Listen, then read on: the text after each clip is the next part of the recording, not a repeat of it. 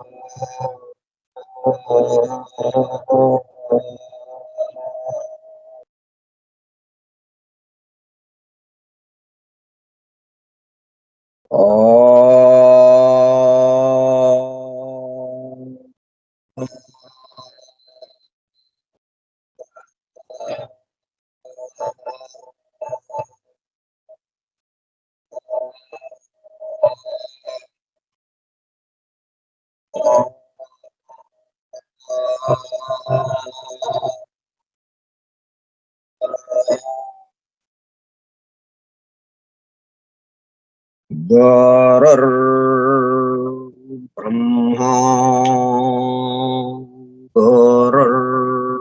विष्णुः गुरुर्देवो महेश्वरः गुरुः साक्षात्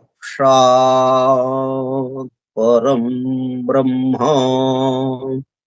तस्मै श्री गुरवे नमः।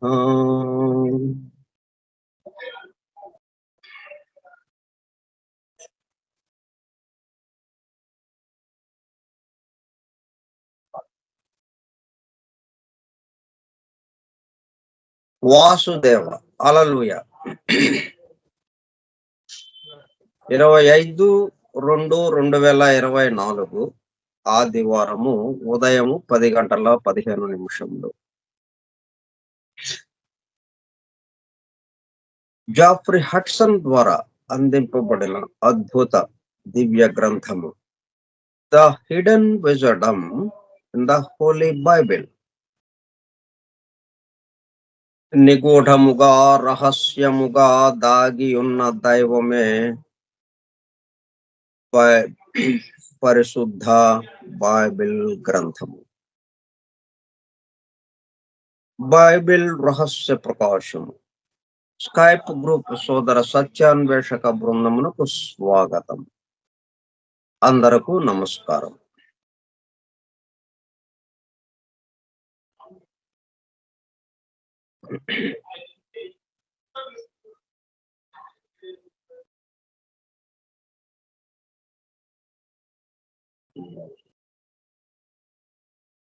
ఈ కామలోకవాసులు కూడా దీన్ని వినటానికి అవకాశం ఉంది. అందుకనే స్వాగతము అని అంటున్నాం. ఎవరైతే వినాలని అనుకుంటున్నారో, అభిలషిస్తున్నారో, ఎవరైనా వినొచ్చు అన్నట్టుగా అందరికీ స్వాగతం. వినదలుచుకున్న వారందరికీ స్వాగతం అనగానే వస్తారు. వచ్చినప్పుడు వారికి నమస్కారం.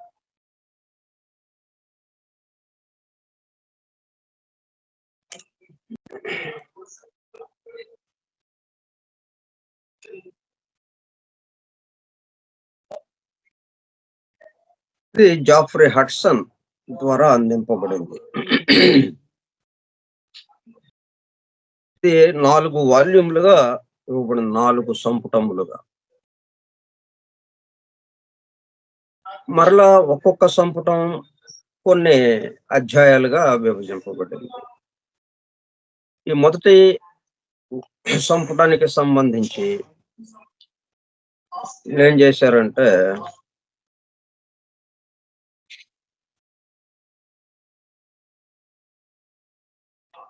6 భాగాలుగా చేసి ఈ మొదటి సంపుటాన్ని 6 భాగాలు చేశారు.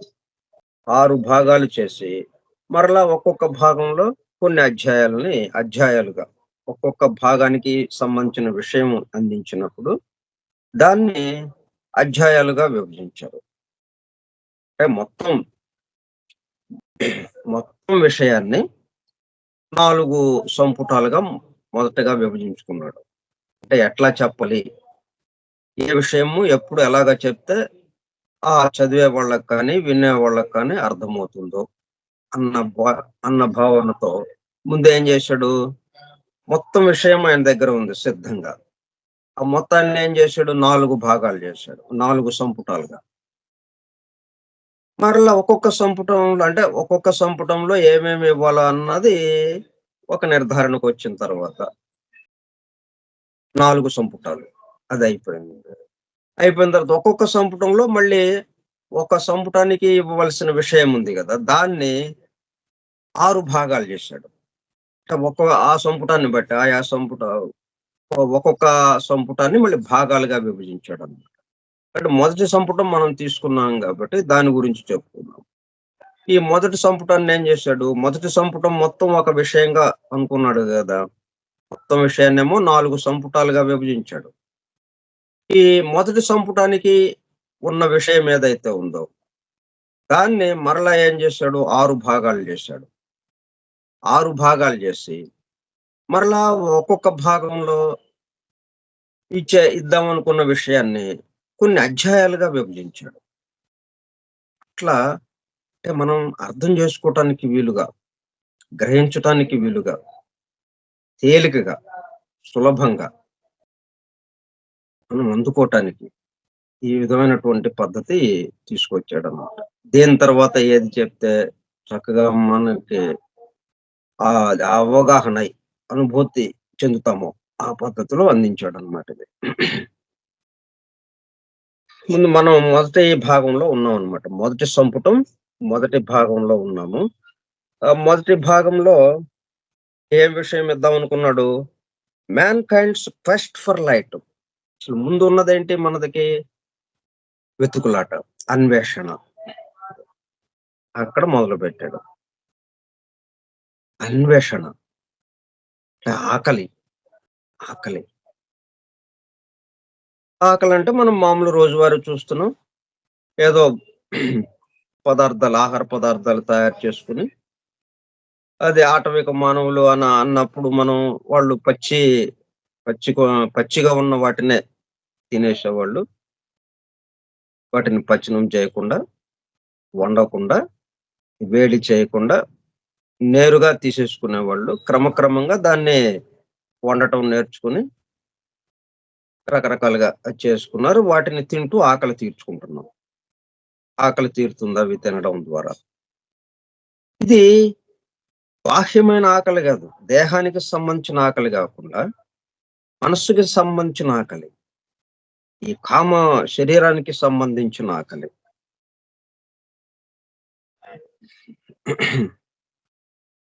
వీటికి ఒక అవగాహన అంటే ఈ సృష్టికి సంబంధించిన అవగాహన, మనం దేంట్లో భాగమై ఉన్నామో దానికి సంబంధించిన వివరాలు తెలిస్తే అప్పుడు ఆకలి తీరుతుంది. అది అంటే మనం ఏదో అనుభూతి చెందాలి. ఆ అనుభూతి చెందేదాకా మనకి ఆ ఆకలి అలాగే ఉంటుంది, ఆ అన్వేషణ అలాగే సాగుతూ ఉంటుంది, అసంతృప్తి అలాగే సాగుతూ ఉంటుంది. ఎందుకు అసంతృప్తి? శుభ్రంగా జరిగిపోతుంది, సరే కొన్ని జరగట్లేదంటే మనం జరగని జరగ జరిగే వాటిని అనుకోకుండా జరగని వాటిని మనం అనుకోవటం వల్ల, జరిగే వాటిని మనం స్వీకరిస్తూ ముందుకు వెళ్ళటం అలా జరుగుతోంది. కాబట్టి అసంతృప్తి అనుకుంటున్నాం. కానీ ఈ అసంతృప్తి దేనికి సంబంధించింది? మన అసలైన అనుభూతి చెందేదాకా మనల్ని నిద్రపోనివ్వదు. కాబట్టి ఆ అసంతృప్తి అది తీరాలి అంటే, ఆకలి తీరాలి అంటే మనం ఎలాగ భోజనం చేస్తున్నాము. ఈ ఆకలి తీరటానికి, ఈ అసంతృప్తి సంతృప్తిగా మారటానికి ఏదో కావాలి మనకి. దాని గురించి అన్వేషణ. క్వెస్ట్ ఫర్ లైట్ అది. అది ఎవరు చేస్తారు? జంతువులు చేయవు, వృక్షాలు చేయవు, ఖనిజాలు చేయవు. మరి ఎవరు చేస్తారు? దేవతలు చేయరు. వాళ్ళకి అవసరం లేదు. వాళ్ళు ఆల్రెడీ అనుభూతి చెంది ఉన్నారు వాళ్ళు. కడుపు నిండిపోయింది వాళ్ళకి. వాళ్ళు చేయరు. ఇక ఈ విశ్వంలో ఉన్నటువంటి, ఈ సృష్టిలో ఉన్నటువంటి వాళ్ళు మిగిలిపోయింది ఎవరయ్యా అంటే మ్యాన్, మానవుడు. అందుకే man kinds quest for light, quest for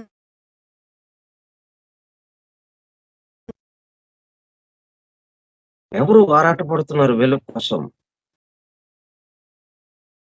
man, మానవుడు అన్నమాట.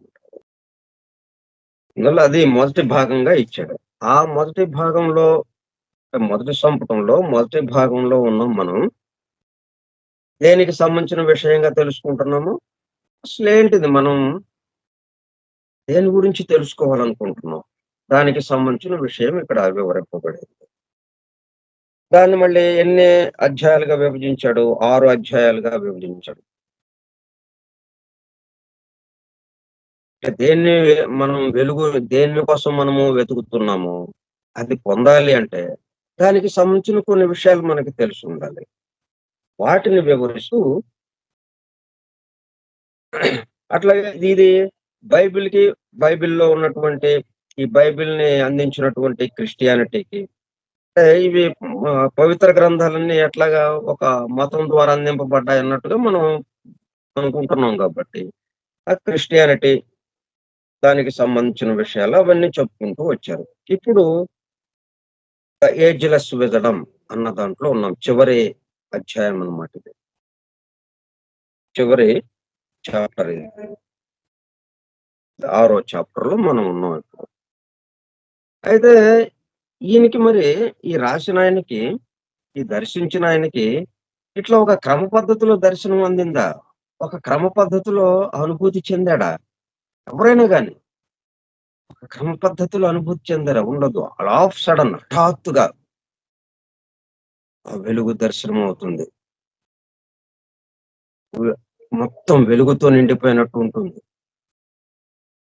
అద్భుతమైనటువంటి అనుభూతిలోకి వెళ్ళిపోతాడు. ఆ దైవానుభూతి ఉంటుంది. ఒక్కసారి ఆల్ ఆఫ్ సడెన్. అంతేగాని ఇవన్నీ ఆయన ముందు ఒక వరుసలో చదువుకుంటూ, ఆలోచించుకుంటూ, ఇట్లా నెమ్మదిగా వెళ్ళటం అనేది ఉండదు. ఇప్పుడు అట్లాగా అనుభూతి చెందిన తర్వాత అప్పుడు ఏంటిది అన్నప్పుడు దీన్ని తన చుట్టూ ఉన్న వాళ్ళకి అందించాలి. ఎట్లాగా? ఇప్పుడు వాళ్ళు అర్థం చేసుకోవాలి. కాబట్టి వాళ్ళు అర్థం చేసుకునేటాటికి, దానికి, వాళ్ళు గ్రహించటానికి, తేలికగా గ్రహించటానికి, మరలా తనలాగే వాళ్ళు అనుభూతి చెందటానికి, ఊరికే తెలుసుకోవడం కాదు. తను ఎట్లాగైతే అనుభూతి చెందాడో, తను ఎలాగైతే ఈ సమస్త సృష్టిని దృశ్యమానంగా దర్శించాడో, అట్లా వీళ్ళు కూడా దర్శించాలి. అందుకోసం ఏం చేశాడు? ఇదిగో ఇట్లా ఈ పద్ధతిలో రాస్తే వాళ్ళకి త్వరగా గ్రహించగలుగుతారు అన్నట్టుగా ఒక ప్రణాళిక వేసుకొని, తనకు అందినటువంటి అనుభూతిని ఇట్లాగా స్టెప్ బై స్టెప్‌గా తీసుకొనొచ్చాడన్నమాట. ఇట్లా స్టెప్ బై స్టెప్‌గా మనకిచ్చారంటే అర్థం ఏంటి? వాళ్ళు ముందే మొత్తం అనుభవించేశారు. అనుభూతిని పొందారు. పొందిన అనుభూతిని ఈ మాదిరిగా వాక్యాల్లోకి మారుస్తున్నారు. మాటల్లోకి, వాక్యాల్లోకి. సరే, మనం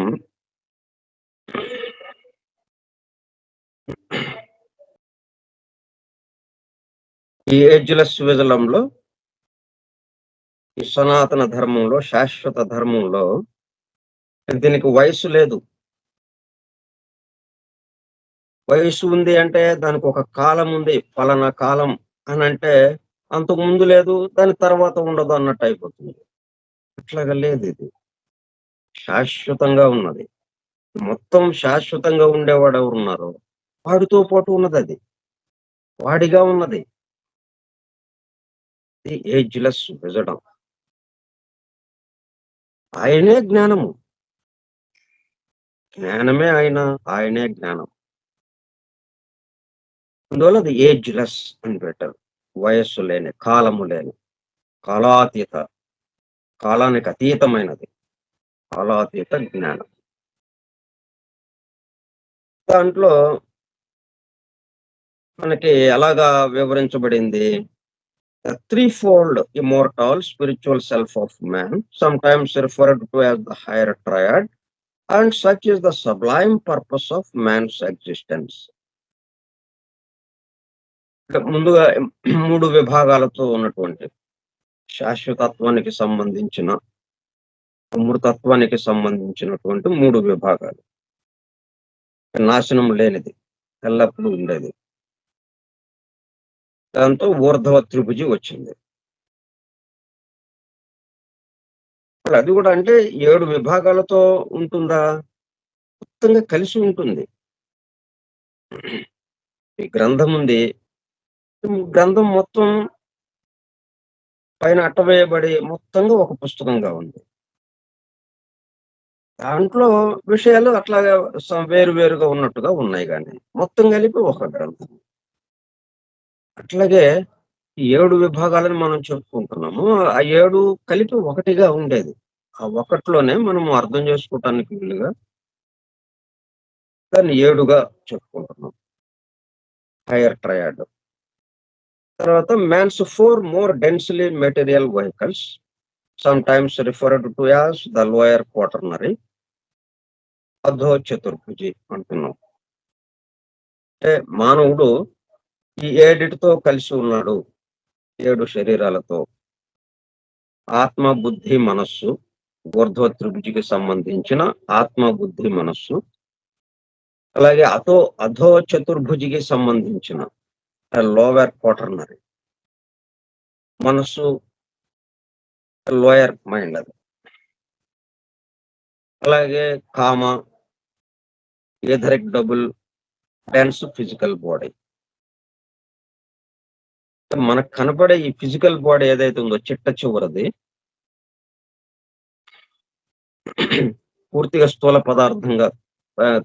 పదార్థంతో తయారైంది. మన పంచేంద్రియాలకు అందేది ఏదైతే ఉందో అది ఆ భౌతిక దేహము. అది చిట్ట చివరి విభాగం. ఇంకా 6 దాన్ని చుట్టుకొని ఉన్నాయి, దాన్ని ఆవరించి ఉన్నాయి. 6 శరీరాలు.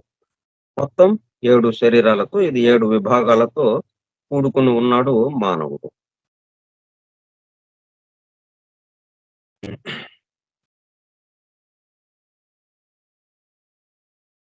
In the order of their deepening density or ఇవన్నీ సూక్ష్మంగా, ఆ పైన ఊర్ధ్వ త్రిభుజి అన్నది పూర్తిగా సూక్ష్మంగా, మన పంచేంద్రియాలకు అసలు ఏమాత్రము అందనదిగా,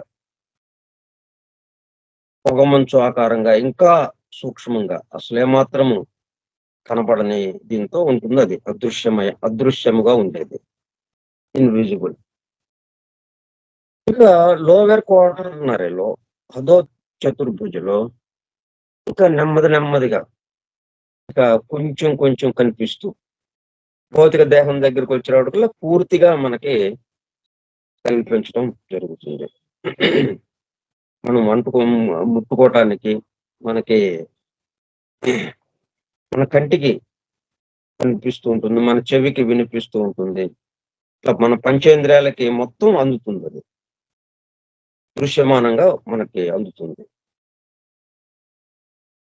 ఎట్లాగా క్రమక్రమంగా ఘనీభవిస్తూ, deepening density, in the order of their deepening density, క్రమక్రమంగా అనమాట. మనసు దగ్గరకు వచ్చినప్పుడు కల్లా అంతకు ముందు ఉన్నటువంటి హయ్యర్ మైండ్ కి సంబంధించింది ఏదైతే ఉందో దానికన్నా కొంచెం డెన్సిటీ పెరిగింది. ఇక్కడ చిక్కదనం పెరిగింది దానికన్నా కొంచెం. దాంతో పోల్చినప్పుడు ఇది చిక్కదనం పెరిగింది.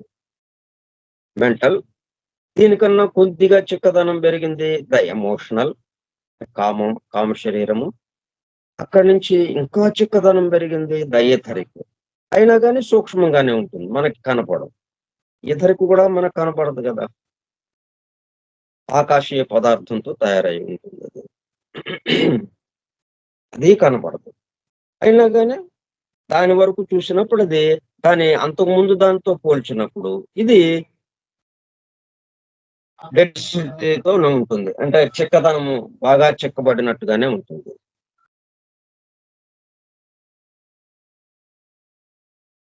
The etheric and the physical bodies ఇక్కడికొచ్చేటప్పటికల్లా పూర్తిగా స్థూలానికి వచ్చేస్తుంది.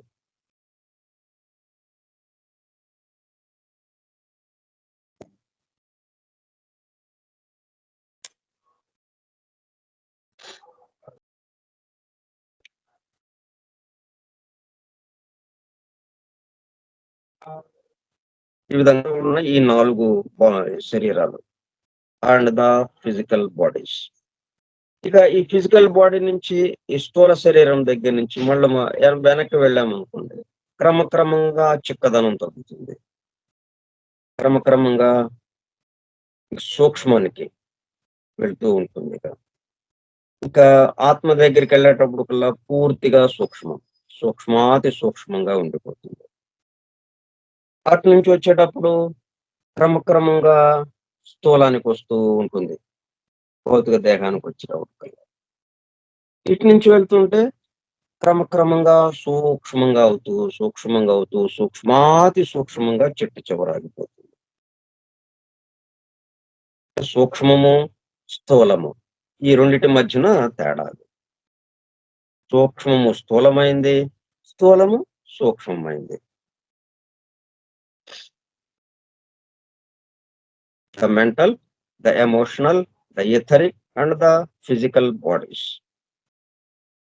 The mental body, the most tenuous of the four,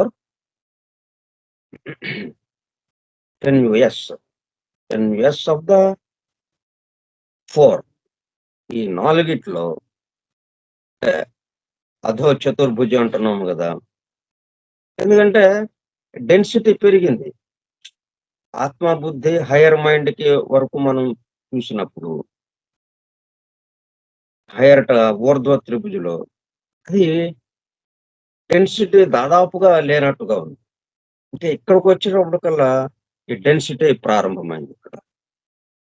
అందువల్ల the mental body, the most tenuous of the four is composed of mental matter. Tenuous అంటే బాగా పలచగా అనమాట, ఒక ద్రవస్థితి లాగా. ద్రవస్థితి అంటే ఇంకా దాంట్లో ఈ ఘనస్థితి అనేది ఏమాత్రం ఉండదు కదా ఇక ఉన్నట్టుగా.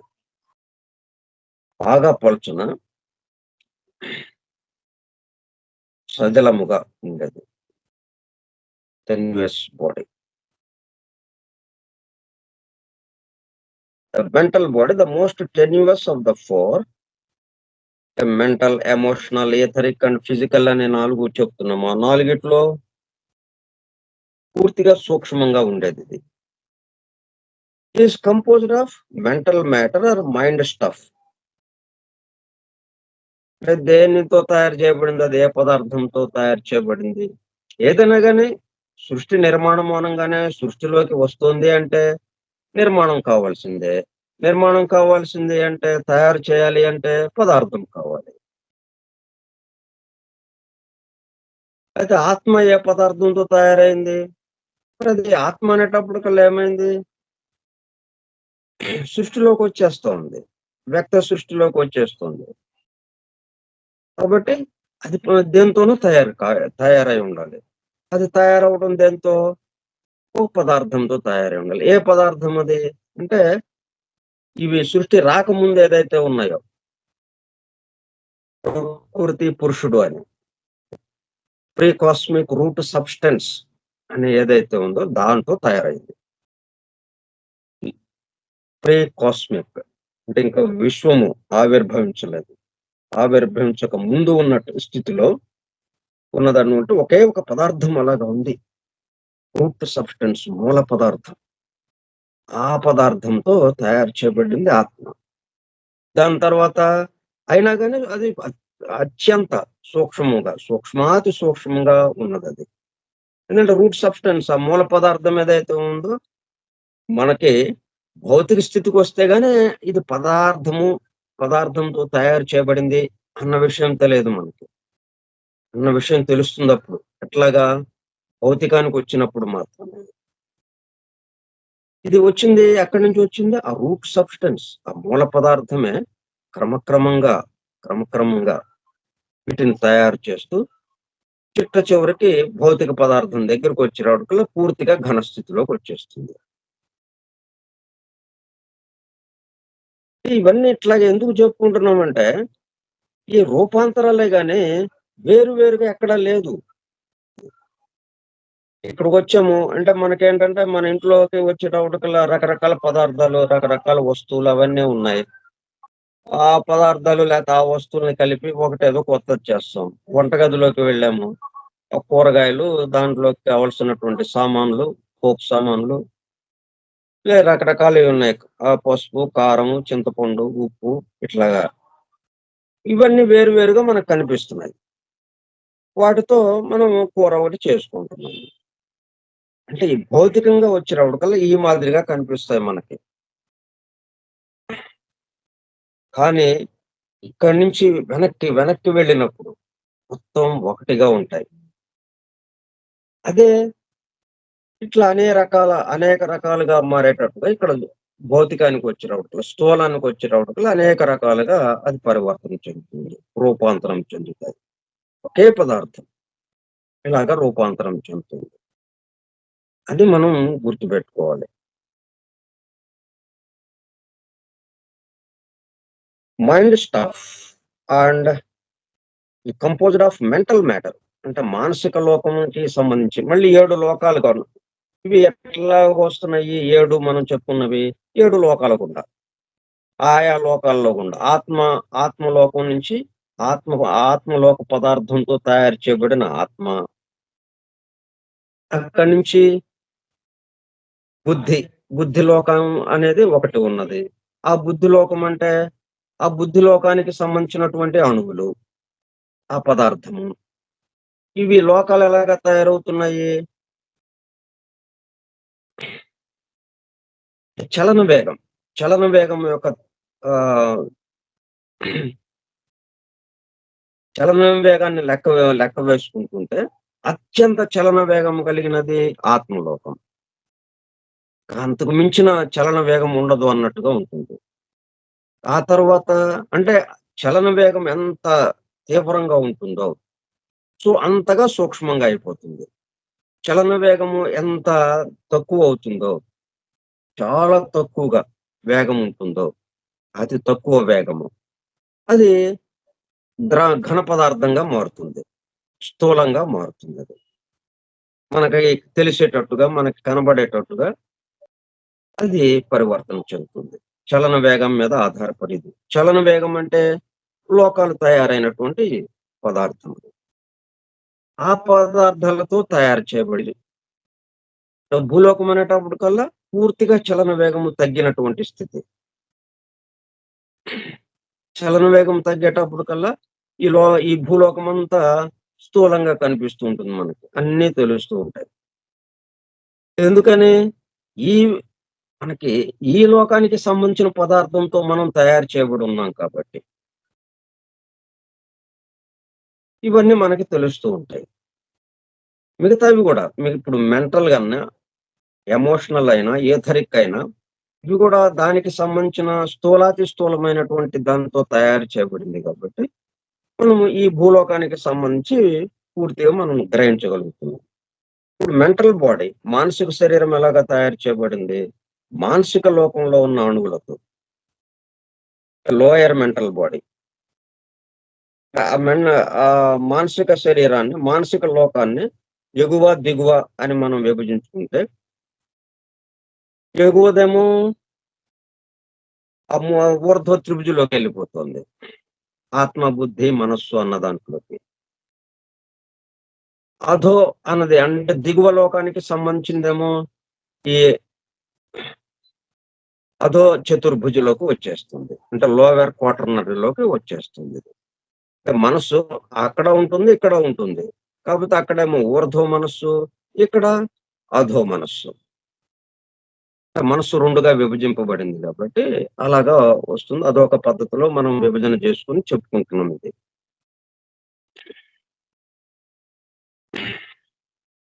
The mental body, the most tenuous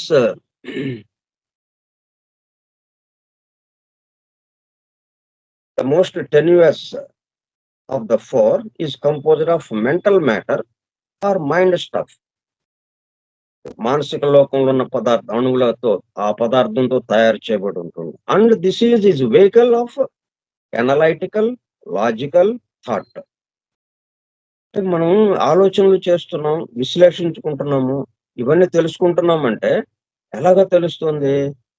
ఈ మానసిక శరీరము ద్వారా. ఈ మానసిక శరీరము ఈ ఆలోచనలకి కేంద్రముగా ఉంటుంది. ఆలోచనలని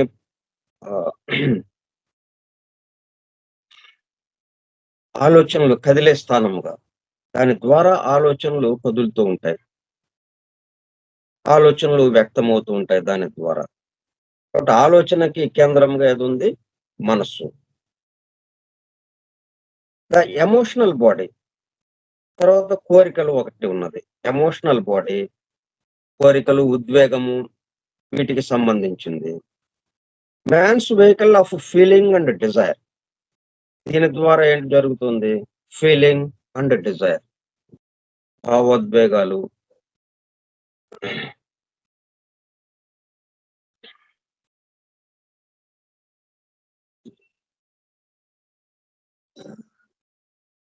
ఉద్వేగాలు, కోరికలు, కామ ప్రేరితమైనటువంటివి. ఫీలింగ్ అండ్ డిజైర్, కోరికలు, వీటికి సంబంధించి ఈ ఎమోషనల్ బాడీ ద్వారా వ్యక్తమవుతుంటుంది. ఇది కావాలి మనకి, ఇది ఉంటే మనకి హాయిగా ఉంటుంది అన్నట్టుగా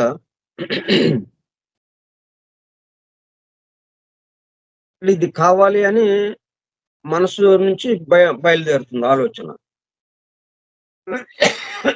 దానికి ఇది ఎందుకు కావాలి, దీన్ని ఇలాగా చేస్తే నాకు ఎట్లాగా ఆనందంగా ఉంటుంది అన్నట్టుగా, దానికి ఈ రంగు రుచి వాసన అన్నట్టుగా ఈ భావోద్వేగాలు కలుపుతున్నాను.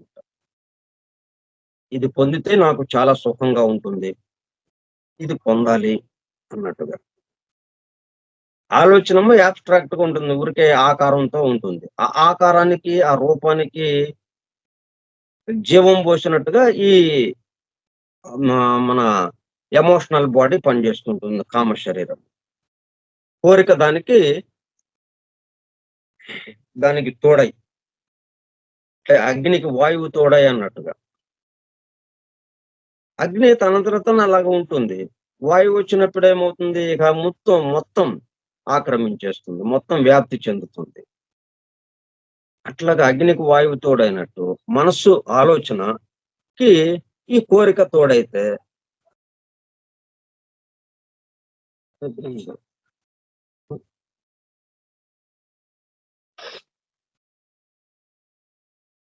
feeling and desire is composed of material which is denser than mind stuff but finer than the physical ether. ఇది ఎలాగా తయారైంది? దానికన్నా చిక్కదనం పెరిగింది. మానసిక లోకంలో కన్నా చిక్కదనము పెరిగింది. అంటే దాని యొక్క వేగము తగ్గింది, చలన వేగము తగ్గింది. కాబట్టి చలన వేగము తగ్గేటప్పుడు కల్లా చిక్కదనం పెరిగింది. చిక్కదనం పెరిగి మానసిక లోకం కన్నా చిక్కదనము పెరిగింది ఈ కామలోకం. ఈ కామలోక పదార్థంతో తయారు చేయబడింది ఈ కామలోక శరీరం. అంటే క్రమక్రమంగా ఏమవుతుందన్నమాట, స్థూలానికి వేసి వస్తున్నాం. ఇక అదేమో సూక్ష్మానికి వేసి ఉంది, ఆ పైన ఊర్ధ్వ త్రిభుజి. ఇవి వచ్చేటప్పటికల్లా ఇటువైపుకి మరలిందనమాట, స్థూలానికి వేసి. అంటే అనేకత్వానికి వేసి వస్తున్నాం మనం ఇప్పుడు క్రమక్రమంగా. డెన్సిటీ పెరుగుతోంది అంటే, చిక్కదనం పెరుగుతోంది అంటే అర్థం ఏంటి? అనేకత్వానికేసి వస్తున్నాం. సూక్ష్మం డెన్సిటీ తగ్గి సూక్ష్మం పెరుగుతూ ఉంది అంటే అర్థం ఏంటి? ఏకత్వానికి వెళుతున్నాము అని. Is denser than mind stuff but finer than the physical Ather. ఇప్పుడు దీనంటే ఇట్లాగా పోల్చి పోల్చి చెప్తే గాని మనకి అర్థం కావటం లేదు. అందుకని దీని యొక్క డెన్సిటీ ఎట్లాగా ఉంది అంటే, మైండ్ డెన్సిటీ కన్నా ఎక్కువగా ఉంది. అంటే దీనికన్నా సూక్ష్మం మైండ్. అట్లాగే ఈథర్‌కి వచ్చిన దీని తర్వాతది ఈథర్. ఈథర్‌తో పోల్చినప్పుడు అది ఫైనర్ మ్యాటర్‌తో ఉంది. అంటే దానికన్నా సూక్ష్మంగా ఉంది. ఈథర్ ఏమో ఇంకా డెన్సిటీతో ఉంది గదా! కాబట్టి ఈథర్‌తో పోలిస్తేనేమో డెన్సిటీ తక్కువున్నట్టుగా ఉంది. మైండ్‌తో పోలిస్తే డెన్సిటీ ఎక్కువున్నట్టుంది. అది ఎంత తమాషానో చూడండి. అంటే మనం పోలిక పెట్టినప్పుడు ఒకదానితో పోలిస్తేనేమో తక్కువ అన్నట్టు వస్తుంది. ఒకదానితో పోలిస్తే ఎక్కువ అన్నట్టు వస్తుంది. మరి ఏది అసలు వాడిదేంటి అంటే ఏది ఉండదు. పోల్చినప్పుడే అలాగా ఉంటుంది. పోల్చకపోతే ఏమీ లేదు. Which is denser than mind stuff but finer than the physical ether. ఎవరినైనా ఒకళ్ళతో పోల్చినప్పుడు గొప్ప వాళ్ళంగా ఉంటాం. ఇంకొకళ్ళతో పోల్చినప్పుడు చాలా తక్కువ వాళ్ళంగా ఉంటాం. మన మహాత్ములు, గొప్పవాళ్ళు, గురువులు వాళ్ళతో మనల్ని పోల్చుకుంటే చాలా అంటే డెన్సిటీ ఎక్కువగా ఉన్న స్థితిలో మనం ఉన్నాము. వాళ్ళతో పోల్చినప్పుడు. ఇంకా మన సాధారణ మానవులు అసలేమాత్రము ఇటువంటి ఆలోచనలు ఏమాత్రం లేకుండా, ఇతరులకు తోడ్పడాలి అన్న విషయం ఏమీ లేకుండా, ఇతరుల పట్ల జాలి, దయ, కరుణ ఇట్లాగా ఉండాలి అన్న అటువంటి విషయాలు అసలేమీ లేకుండా పూర్తిగా తను తన కోసం కఠినంగా ప్రవర్తించేవాళ్ళు కొంతమందున్నారు. వాళ్ళతో మనల్ని పోల్చినప్పుడు అంటే వాళ్ళు అలాగా ఎట్లా ప్రవర్తిస్తున్నారు వాళ్ళు? డెన్సిటీ పెరిగింది వాళ్ళకి. ఆ చిక్కదనం పెరగటం వల్ల అవి ఆ లక్షణాలొచ్చేసినాయి. ఇక్కడ మనం వాళ్ళతో మనల్ని పోల్చినప్పుడు మనం వాళ్ళకన్నా చిక్కదనం తక్కువగా ఉంది. ఫైనర్ మ్యాటర్‌తో మనం తయారైన వాళ్ళం. అంటే మన యొక్క మ్యాటరు ఫైనర్‌గా మారుతుంది. ఉండే కొంది చక్కగా సూక్ష్మానికేసి వెళ్ళటానికి వీలుగా అన్నట్టు అక్కడ ఉంది. కానీ దానికి ముందున్నటువంటిది ఏదైతే ఉందో, ఆ మహాత్ములు, మహాపురుషులు, గురువులు వాళ్ళతో పోల్చినప్పుడు ఇంకా ఆ స్థాయికి మనమేమి రాలేదు కాబట్టి, వాళ్ళకన్నా వాళ్ళతో పోల్చినప్పుడు డెన్సిటీ ఎక్కువ. ఈ సాధారణ మానవులతో పోల్చినప్పుడు డెన్సిటీ తక్కువ.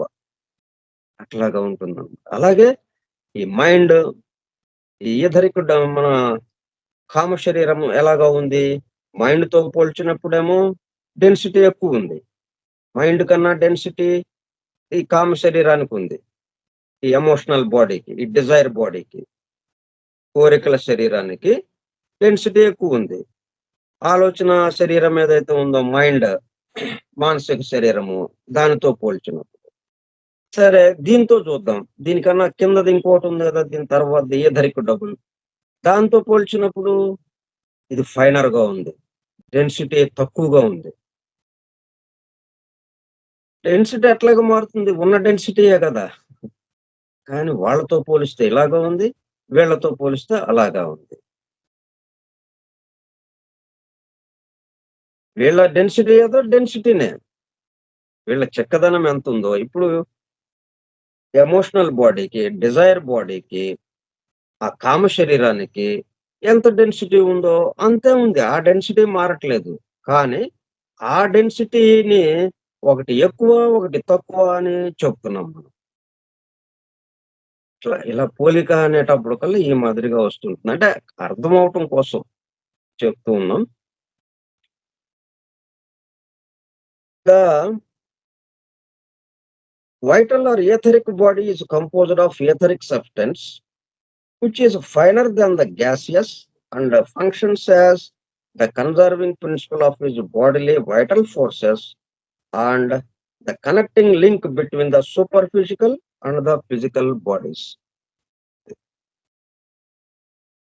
దీనికి సంబంధించి మనం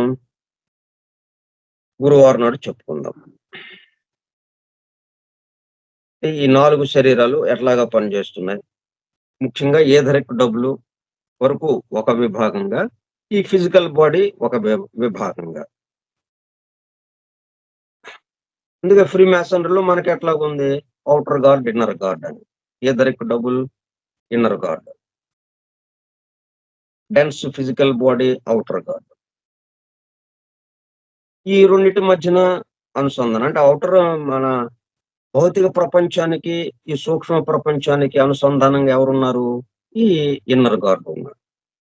లోపలిది ఏదున్నా బయటకు వచ్చి చెప్తాడు, బయటది ఏదున్నా ఆ బయట వీళ్ళకి చెప్తే వీళ్ళు లోపల వాళ్ళకి చెప్తాడు.